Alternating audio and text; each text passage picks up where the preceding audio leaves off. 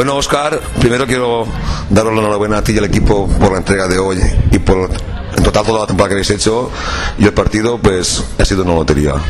Sí, bueno, el partido al final ha sido un reflejo de lo que es toda la temporada.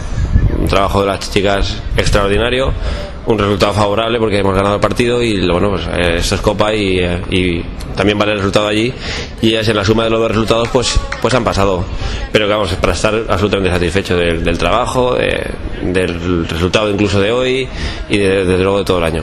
Sí, según nos decía la capitana Real, que hasta también merecía pasar, pero claro, los dos no pueden pasar. No, bueno, eso cuando es una eliminatoria siempre te queda el regusto de que al final el que merece pasar es el que pasa, y han pasado ellas, pero bueno, siempre te queda buen sabor de boca el hecho de que el rival te reconozca tus méritos, pero al final pasan ellas.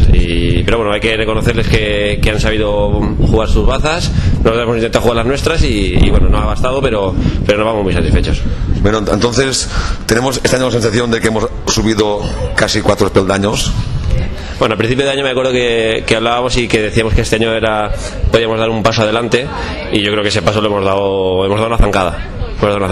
Bien, Óscar, pues que tengas mucha suerte de adelante en donde estés, aquí o donde sea, y que tus equipos siempre sean los mejores. Bueno, muchas gracias a vosotros.